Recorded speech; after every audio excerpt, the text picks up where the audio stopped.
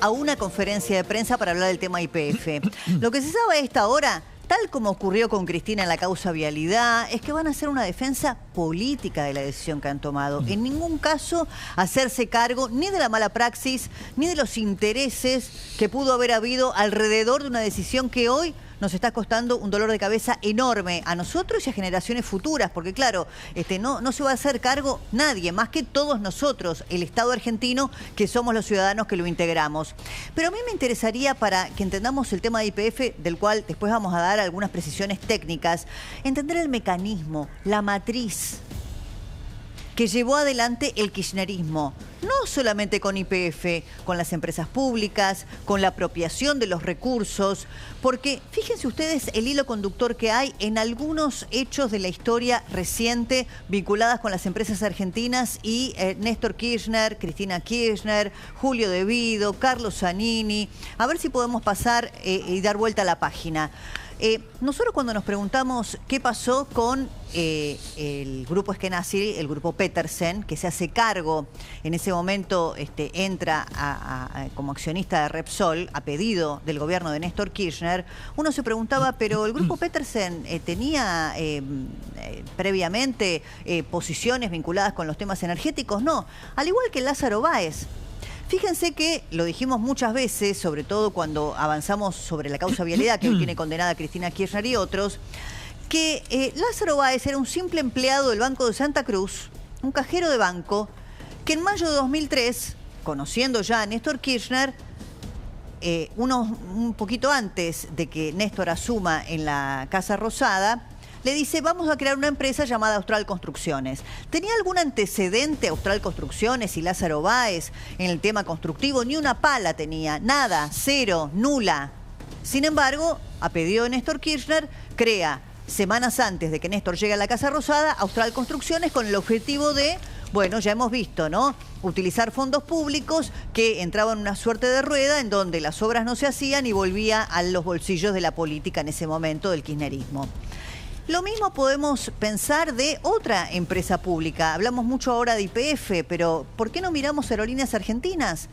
¿Por qué no miramos lo que ha hecho el kirchnerismo con la cámpora en Aerolíneas Argentinas? ¿Cómo le han dado a Mariano Recalde, la dirección de la compañía, a Máximo Kirchner y a toda la cámpora, que no han hecho otra cosa que vaciar a esta compañía y hacernos perder a los argentinos miles de millones de dólares por la poca rentabilidad como consecuencia de la utilización política que han hecho de lo que ellos llamaron la soberanía aeronáutica y la aerolínea de bandera?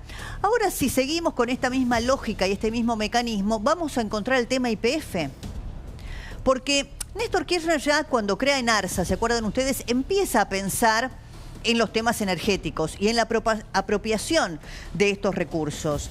Empieza a cuestionar a Repsol, lo hace incluso en los primeros años de su gestión, viajando a España, y en ese momento, cuestionando a Repsol, empieza a buscar una empresa que se haga cargo de parte del paquete accionario de la compañía. En realidad, a buscar un socio, yo lo pongo entre comillas, ¿no?, porque ya sabemos cuál era la metodología usada por el kirchnerismo y por Néstor Kirchner, apropiarse de las empresas. ¿A través de qué? Del capitalismo de amigos. Ese socio pasó a ser Eskenazi, que se queda el grupo Petersen con 20% de las acciones, pero sin poner un solo peso. O sea, es un caso inédito. Comprar una empresa, o parte del paquete accionario de la misma, sin poner dinero, a cambio de las eventuales regalías de los dividendos, de las ganancias de esta misma empresa.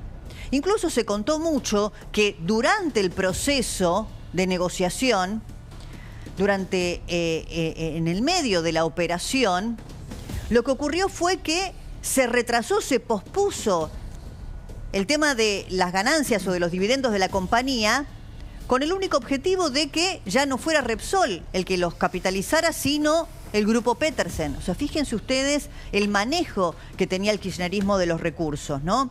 Esto es muy interesante, por eso yo decía que es un mecanismo. No tenía el grupo Petersen antecedentes vinculados con temas energéticos, no tenía Lázaro Báez, el cajero del Banco de Santa Cruz, antecedentes en materia constructora, nula, de toda nulidad, ni siquiera tenía una pala mecánica, y crea Austral Construcciones. Y miren cómo todo se relaciona, porque el grupo Petersen, como antecedente podemos nombrar que tenía el Banco de Santa Cruz.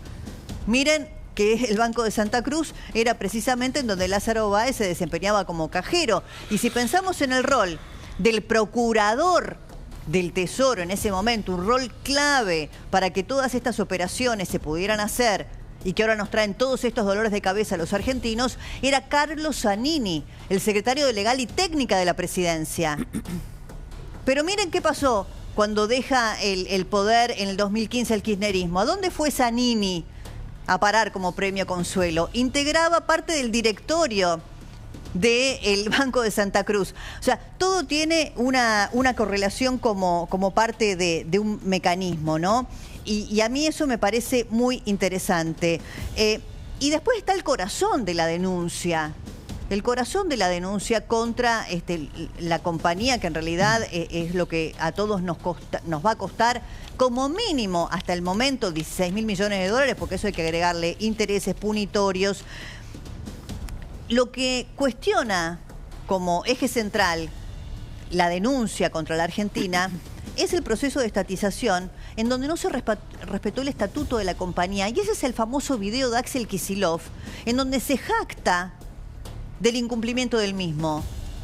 Dice que sería una estupidez, que sería de tontos cumplir con el estatuto de la compañía. Eso es parte de la argumentación de la jueza Loreta Presca para fallar contra YPF por la estatización en su momento, ¿no? Cuando después se rompe la relación entre el kirchnerismo y el grupo Eskenazi, y finalmente esto termina en manos de la justicia de los Estados Unidos. ¿Y por qué la justicia de los Estados Unidos? Porque se había específicamente aclarado que era esa la competencia para dirimir cualquier conflicto jurídico en el futuro, la justicia estadounidense y no la justicia local. Todo eso lo hizo el kirchnerismo, todo eso fue el mecanismo.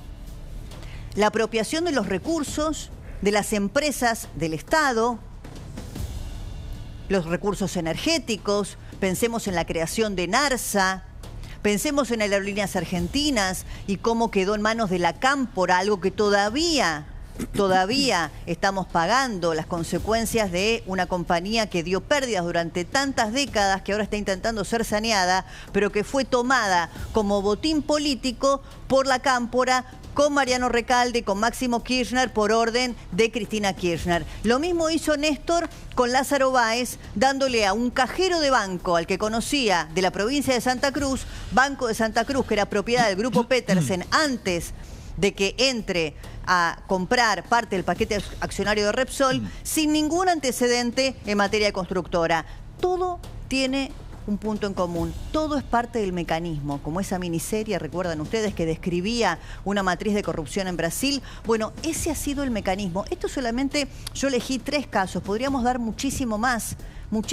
Por eso hablamos muchas veces de capitalismo de amigos, por eso hablamos de la apropiación de los recursos, por eso el tema de la soberanía ha sido una gran pantalla para hacer enormes negocios en perjuicios de la Argentina y en beneficio de los políticos de turno, en este caso del kirchnerismo. La soberanía energética, con el verso de ir en contra de Repsol porque no podía presentar un balance, pero ¿qué hicieron después? Se apropiaron de la manera indebida que estamos hoy pagando las consecuencias del juicio contra la Argentina. Lo mismo con la soberanía de la línea de bandera, y vemos lo que ha pasado con Aerolíneas. Y lo mismo con Austral Construcciones, que ha sido una pantalla que ha usado Néstor Kirchner con Lázaro Báez para que todo terminara en los bolsillos donde se mezcla el dinero, porque Néstor Kirchner decía con mucha frecuencia, y esta es una frase muy extendida y que hay muchos registros de ella, que se necesita plata para hacer política. Se necesita plata para hacer política. Ahora, el punto era que la plata necesaria para hacer política, a la que hacía referencia a Néstor Kirchner, por eso ese famoso video en donde él ve una caja fuerte y dice éxtasis, se mezcla después en los bolsillos, la propia y la de la política, y termina en este enchastre llamado corrupción, que a los argentinos nos está costando tan, pero tan caro. En un segundito vamos a hablar de lo que va a hacer el gobierno.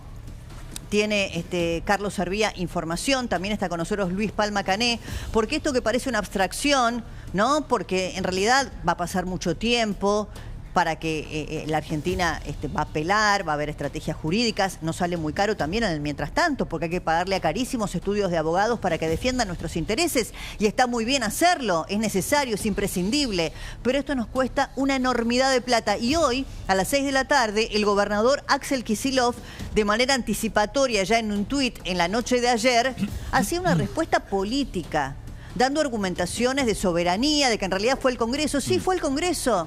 Sí, claro que fue votado por el Congreso. Y sí, por supuesto, pero también hay que recordar, porque hoy se ponía mucho foco en los legisladores que votaron a favor de la estatización, muchos de ellos del radicalismo, incluso de partidos de izquierda, salvo Carrió, que se abstuvo, que es la denunciante, porque hoy duerme el sueño de los justos en el juzgado del doctor Lijo, una causa que lleva 19 años, que empezó Elisa Carrió junto con otros diputados por este tema de aerolíneas, que lo tiene al gobernador Kicillof denunciado, que después se fueron agregando otros, como Zanini, Amado Boudou, y que no hubo ni siquiera un llamado de pedido a indagatoria, ni un procesamiento, ni nada.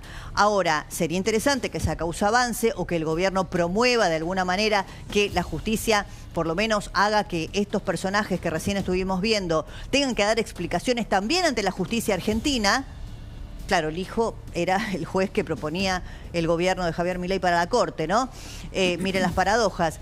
Y también, ¿cuál va a ser la estrategia de defensa de la Argentina ante los tribunales internacionales? Carlos, ¿me das un adelanto? Bueno, te leo un poco, Débora, la línea de investigación que probablemente siga el gobierno. Lo primero es seguir de alguna manera lo que es la doctrina Sarabia Frías. Ayer estuvo aquí Bernardo Sarabia Frías en el programa de Carlos Pagni y explicó algunos de los lineamientos, pero va a tener que estar atento Axel Kicillof por lo que diga hoy, porque el gobierno probablemente lo vaya a investigar a Axel Kicillof. Mirá, lo voy a leer.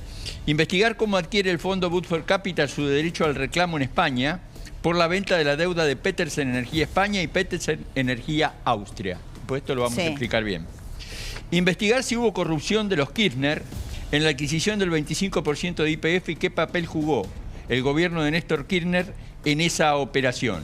Hay una denuncia de Elisa Carrió frente al juez Lijo, que vos ya dijiste, que está dormida. 19 años, si no hago mal la cuenta. 19 y la otra, años. La más importante, investigar cómo se realizó la expropiación y la tarea que ejercieron para expropiar YPF el secretario legal y técnico de la presidencia en ese entonces, Carlos Zanini, el entonces director de YPF y viceministro de Economía, Axel Kicillof, y también la tarea que tuvo el vicepresidente de la Nación, Amado Boudou.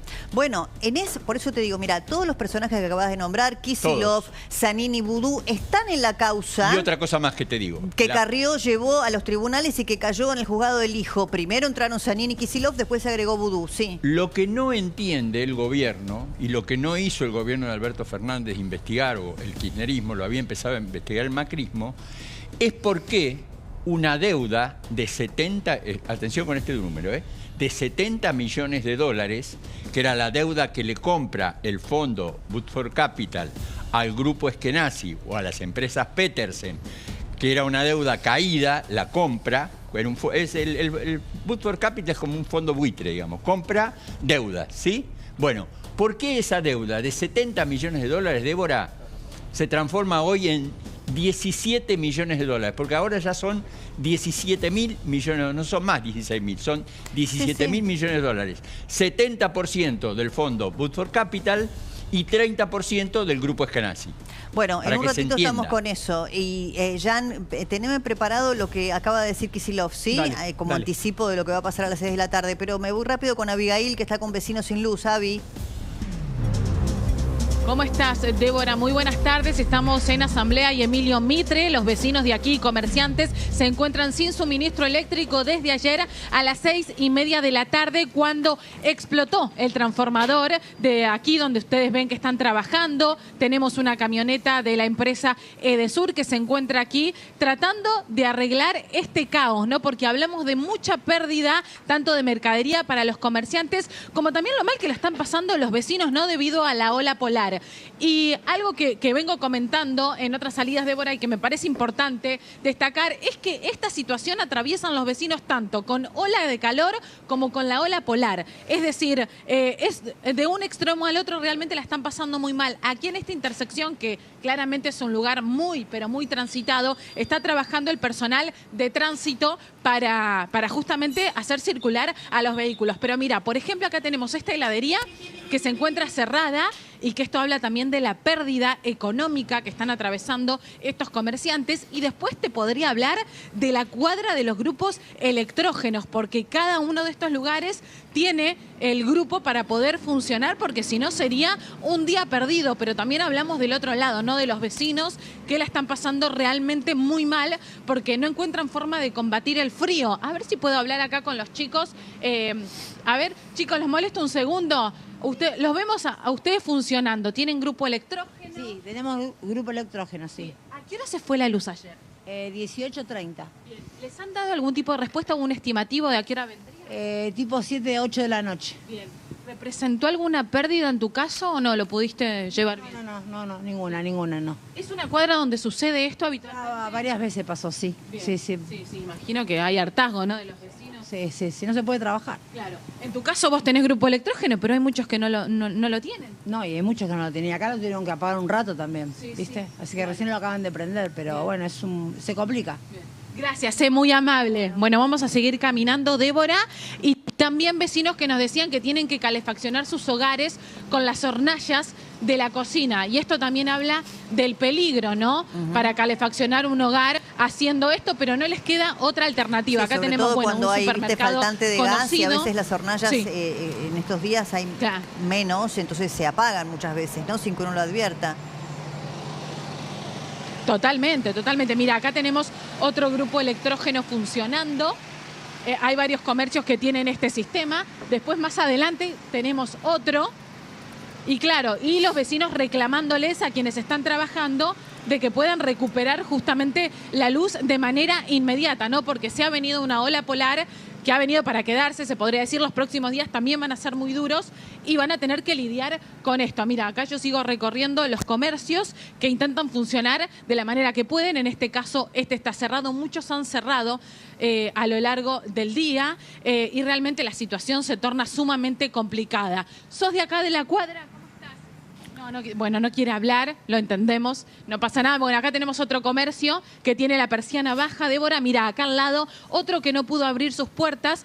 Esto representa una pérdida económica realmente muy, pero muy grande. Después tenemos también una librería que no cuenta con es que si el no tenés grupo electrógeno, no Avi, no pueden funcionar. trabajar, básicamente. Es una cuenta muy fácil. No, totalmente.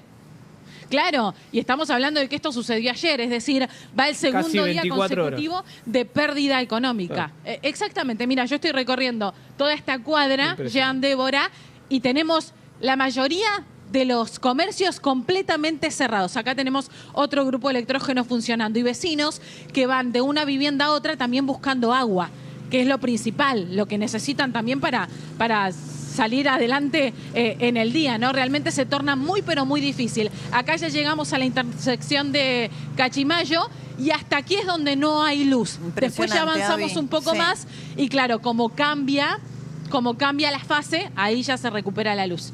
Abigail, gracias. Bueno, ojalá llegue alguna respuesta para estos vecinos. Estamos muy atentos a eso. Gracias, Abigail. Muchísimas gracias. Hasta luego. Hasta luego. Voy a la redacción con Pablo Fernández Blanco. Lo sumamos a esta conversación que estábamos teniendo recién en relación con el tema YPF y las consecuencias para la Argentina. Estamos esperando para dentro de un ratito al gobernador Kicillof, que seguramente era una defensa política, pero nada va a decir respecto de las consideraciones técnicas, ¿no?, de su mala praxis. ¿Cómo estás, Pablo? ¿Qué decís, Débora? Un placer hablar con vos. Bueno, me parece una buena introducción la que hiciste. Estamos expectantes a ver qué puede decir Kicillof. Acá, todo lo que diga Kicillof que no responda a esto que te voy a comentar, para mí es prácticamente inconsecuente. Él tiene que decir por qué no respetó el estatuto de YPF, eso por un lado, y si él sabía que el hecho de no respetar el estatuto de YPF podía derivar en un perjuicio tan grande para la Argentina. Claro, él Todo lo que confiesa el diga presunto fuera de delito, esto, ¿viste? Porque está el famoso video que todos vimos en estos días de Kicillof diciendo, ¿y quién va a respetar el estatuto? Hay que ser estúpido, tonto, no sé qué dijo. Claro. Entonces, él, digamos, confesó el presunto delito. Si lo sabía, bueno, no sé, o es idiota o es, no sé, o es negligente. Bueno, claro, a ver, es el gobernador de la provincia de Buenos Aires, qué sé yo, de algún pergamino puede tener. En este caso específico me da la sensación o que estuvo mal asesorado o que efectivamente no lo entendió. Atención con esto, porque lo que vos acabás de mencionar está en los fallos de la jueza Presca, no este último, sino anterior también. Él reconoce directamente que el Estado argentino no cumplió con el estatuto de YPF. ¿Cuál es la particularidad acá? Que los inversores de YPF están protegidos también por la justicia norteamericana porque YPF cotiza en la bolsa de Nueva York. Esto hay que tenerlo también claro. Y yo quiero remontarme un poquitito al clima de época que se vivía en el año 2012, cuando Cristina Kirchner tenía un nivel de legitimidad política importante para un sector importante de la sociedad. Y viste como ahora hablamos de un clima de época, bueno, en aquel momento también había un clima de época. El problema es que los climas de época no borran lo que está escrito en la ley. Eso también hay que tenerlo en cuenta por parte de la política. Esto es clave, recontra clave, y quería detenerme en eso cuando estaba recién haciendo una referencia y no profundicé ahí, así que me das el pie perfecto de los diputados, porque por estos días se leyó la nómina de todos aquellos que habían votado en favor de la estatización, entonces la responsabilidad se pone en el Congreso, porque hubo legisladores de todas las fuerzas políticas, del radicalismo, algunos con abstención, pero en cualquier caso, el clima de época, y vale para hoy. El clima de época era, por un lado, que Cristina había ganado recientemente con el 54% de los votos, ¿no? Entonces, y además, no sé, ser antiestatista o ser de derecha en ese momento era mala palabra. Así como ahora el péndulo nos ha llevado a otro lado. Entonces, claro, muchos dirigentes políticos que tienen esas mezquindades propias del chiquitaje, ¿no? De ver qué rédito saco o si mi electorado entonces después no me responde. Dice, bueno, vamos con esta ola. Ahora hay 54% para Cristina, el Estado presente, vamos para allá. Ojo, porque ahora que estamos con el gobierno de Milei, con esta ola, ¿no? El liberal libertaria, ojo para muchos que también después en el Congreso dicen, a ver si después me castiga la gente, la opinión pública, mi electorado, porque ahora todo va para el otro lado. Ojo, porque esto tiene consecuencias. Hay que hacer lo que hay que hacer, independientemente de los climas de época. Quería compartir con vos, Pablo, lo que acaba de anticipar Jan, de algo que Kicillof ya empezó a esbozar de lo que va a ser su conferencia de prensa de las 6 de la tarde. Jan. Algunos textuales para que puedan compartir con Pablo. Acaba de hablar Kicillof en Bolívar, provincia de Buenos Aires, en un acto. Dice, estamos ya en campaña electoral. Y la campaña electoral que se inició y que nos espera no es una campaña sucia, es roñosa. Y yendo al grano con lo de YPF, dice, porque hoy a la tarde voy a hablar de lo de YPF, lo que ya está en todos los diarios. Voy a comentar un poco. Les hago un spoiler, dice Axel Kicillof.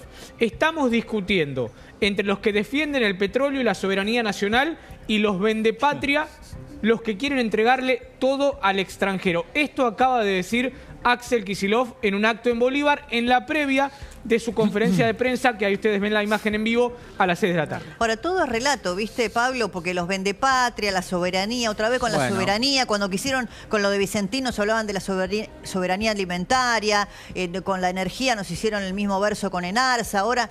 Pero Débora, a ver, si Kicillof no se metía, como dijo Pablo, hay un tema de cambio de época. La Argentina hoy no estaba pagando, tenía que entregar el 51% de las acciones y tiene que pagar en los tribunales de Nueva York 17.000 millones de dólares. Si Kicillof respetaba el estatuto de YPF, seguramente no íbamos a tener esto, pero no respetó los estatutos de YPF y así fue. A ver, Pablo. Claro, es cierto lo que dice Carlos. ¿Cómo estás? Acá, primero que nada, ¿a vos te puede gustar que YPF sea estatal o no? ¿Es ilegal que el Estado sea dueño de una empresa? No, de ninguna manera es ilegal. ¿Es ilegal una expropiación? No, es una figura legal. El problema está en no cumplir con la ley, el problema no está en la expropiación, el problema está en cómo se hizo. Eso lo que dijiste vos, no cumplir con el estatuto. Claro, eso es lo que el gobernador no responde. Aparte que eran pequeños inversores o inversores minoritarios protegidos por la ley de Estados Unidos. No es que se puede hacer lo que se quiera. Eso por un lado. Y perdóname, no es que me quiero fastidiar demasiado a esta hora de la tarde, pero Fastidiate, el verso fastidiate. de la soberanía energética, a ver, pongámoslo en perspectiva. El gobierno de Milei, no es que lo vaya a defender, porque también tengo críticos el gobierno de Milei, pero el gobierno de Milei no habla en términos de soberanía energética, ¿no? Estamos de acuerdo. Bien. Ahora, entonces que alguien me explique por qué está aumentando la producción primaria de petróleo y gas en un gobierno que no está a favor o que no hace bandera, no es que no está a favor, que no hace bandera con la soberanía energética. Es verso. O sea, maneja bien la economía, puede haber una empresa pública, puede haber una empresa privada y vas a tener cada vez más recursos. Durante el kirchnerismo cayó la producción primaria en general, de Tan petróleo, verso, de gas, claro. también del campo. Tan verso es, Pablo, que bajo esa misma soberanía energética importábamos los barcos, ¿te acordás? Regasificadores pagando el 1.000.000 de BTU. Claro. Bueno, cifras exorbitantes. Ese Bueno, verso Pablo es el experto ya lo en hemos el tema vivido, y ¿no? hoy habló Pablo González, el expresidente de YPF, un santacruceño que le dieron a presidir YPF, y dijo que estuvo bien hecha la expropiación porque se quedaron con vaca muerta. Bueno. No, es mentira, eso no es así. En Vaca Muerta hay un montón de empresas que invierten. Perfectamente se podría haber comprado YPF, hubiese salido un poco más, posiblemente sí, se hubiese llevado a una negociación. Esto está decididamente mal. El que quiera, lo primero que tienen que hacer es reconocer la culpa para tratar de hacer un diagnóstico un poco más certero. Es totalmente indefendible la manera en la que se hizo. Después, te gusta una YPF estatal o no, lo podemos charlar. Pero acá hay un artículo del estatuto que fue violado. Estuvo muy mal asesorado el gobernador. Igual, más allá de la discusión del pasado, perdón, y tenemos que hacer un poquito de historia antes, porque hay un informe que hace Kicillof y el equipo de Kicillof en aquel momento, justificando la expropiación de YPF, y en ningún momento, y me acuerdo porque en aquella época trabajé el tema y me encargué de hacer control F en todo el documento, en ningún momento se menciona la palabra eskenazi. No. Sí, los eskenazis llegan en 2008 de la mano de Néstor Kirchner y después Cristina los echa a patadas en diciembre de 2011. Gracias, Pablo. A vos. Hasta luego. Pablo Fernández Blanco desde la redacción de La Nación. Está con nosotros también Luis Palma Cané. ¿Cómo estás, Luis? ¿Qué tal? Buenas tardes. Bueno, ¿cómo estás viendo todo esto? Lo estoy viendo como una muestra muy clara de la corrupción kirchnerista, ¿no? Cuestión de repetirlo, lo que vos dijiste, en el sentido que no, en mi opinión, no ha habido un gobierno más corrupto en la historia argentina que el gobierno de Kirchner. Lo de YPF es realmente, como dijo Fernández Blanco, indefendible. Ahora, lo que creo que hay que aclarar son dos cosas, Carlos, también es importante. Primero, el juicio que le está haciendo los dos fondos no es a YPF, es al Estado argentino. Claro. Sí, sí, Que es sí. distinto. Porque, digamos, YPF tiene que entregar el 51%, pero el juicio es al Estado. Claro, obviamente. Entonces, ¿qué pasa? Es mucho más grave todavía, porque de última quiebra YPF y se acabó. Esto no va a ser así. Eso es lo primero. Segundo, que para que la gente entienda, me parece importante explicar en qué violó el estatuto este personaje nefasto para el país. Porque por donde pasó, Kicillof hizo un desastre. Lo de Aerolíneas París, Argentina. Aerolíneas. En Aerolíneas fue En Aerolíneas le dijeron que fuera directamente, no es. El cuento es así. Fue vicepresidente de Aerolíneas. Sí, claro. Y no, primero fue gerente Y financiero. fue gerente financiero. Con lo cual, bueno, en fin. Entonces, ¿dónde...? Lo del estatuto, me está diciendo. ¿En qué violó el estatuto? Ah, perfecto. En el estatuto, antes de decir lo que pasa en el estatuto, mucha gente dice que lo de Kicillof o fue un desconocimiento o estuvo mal asesorado. Eso no es posible. Porque, ¿qué dice el estatuto? Lo que dice el estatuto es lo que dice cualquier estatuto de una compañía seria, que tiene accionistas mayoritarios. ¿Qué dice? Si los que tienen la mayoría, en este caso era Repsol y el amigo Eskenazi, eran 50 y 22 más o menos, si se desprenden de sus acciones, tienen la obligación de ofrecer al resto de los accionistas las mismas condiciones. ¿Por qué? Porque eso protege A los accionistas al inversor minorista, Claro, porque de repente lógico. yo era socio Lo de A entiende y viene B. cualquiera. ¿no? Sí, sí. Entonces, Bueno, no, no sí. es que el señor Kicillof tuvo mal asesorado, no. Acá hay intereses creados que no tienen nada que ver con que Kicillof supiera o no supiera. No, Porque Viene uno no preocupado puede por la decir- soberanía nacional. Sí. Ahora- claro. Por eso es Bueno, un pero por eso cuento. es Un propia cuento Kicillof. chino. En un segundito igual quiero hablar de algunos temitas económicos. Vos me hablaste del dólar, le quiero preguntar también la visión a Luis, pero hay un comunicado que acaba de sacar el PRO en relación con las reelecciones indefinidas en la provincia de Buenos Aires, Jan. Claro, Débora, porque así lo descubrió una investigación periodística de Camila Dolap